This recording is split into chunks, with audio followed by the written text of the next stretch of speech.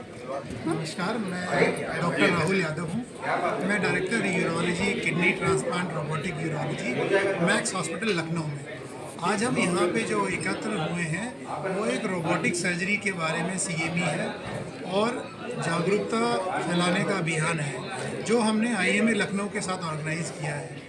IMA Lucknow में अपने doctor की तादाद बहुत है और आप जैसे देख पा रहे हैं ये हॉल की क्षमता अपने आप में 150 से 200 लोगों की है जो खचाखच भरा हुआ है। रोबोटिक सर्जरी एक अत्याधुनिक तरीका है जिससे सर्जरी को सुगम बनाया जा सकता है और जिससे सर्जरी के रिजल्ट अच्छे किए जा सकते हैं। अगर बात करें रोबोटिक सर्जरी का बाकी सर्जरियों से क्या फ़ायदा है, तो रोबोटिक में आँख से 10 गुना ज़्यादा दिखाई देता है।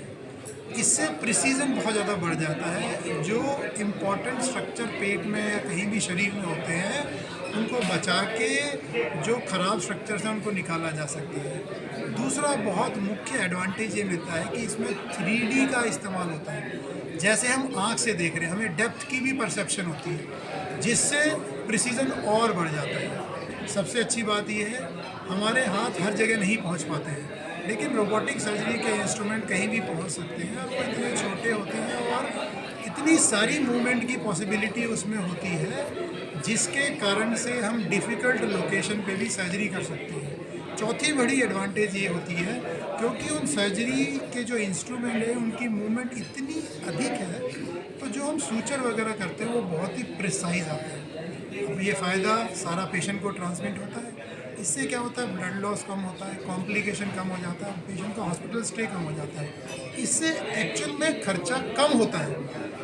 यूजुअली ये मनोधारणा होती है कोई भी टेक्नोलॉजी रोबोटिक सर्जरी है तो वो महंगी होगी, बट अगर हम पेशेंट के कॉस्ट के हिसाब से बात करें, अगर हमारा ये कॉस्ट फैक्टर कम हो रहा है, स्टे कम हो रहा है, तो बहुत ज़्यादा कॉस्ट में ज़्यादा फ़र्क नहीं आता है। अदर सर्जरी से सर रोबोटिक सर्जरीज में कितना डिफरेंस है कॉस्टिंग?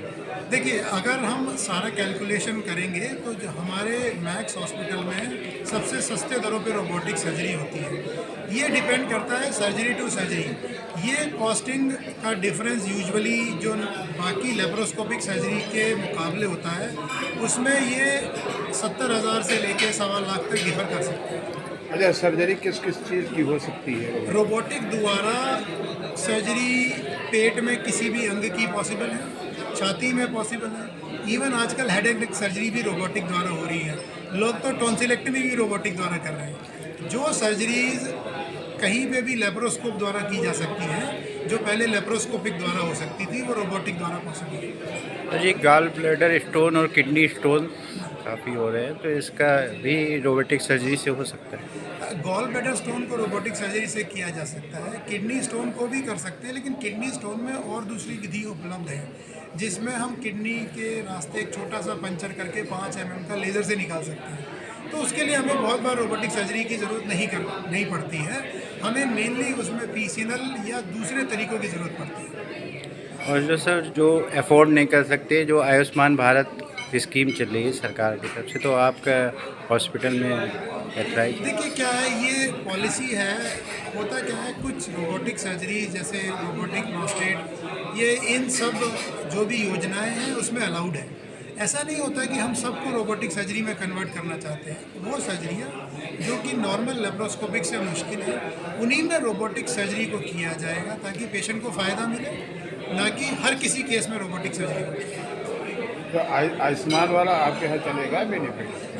वो प्रोसेस में चल रहा है मैक्स हॉस्पिटल में। लाइक मैं क्लिनिकल टीम से हूँ, ये मैनेजमेंट टीम के वो बेटर आंसर कर पाएगा कि उसका भविष्य में क्या रहेगा।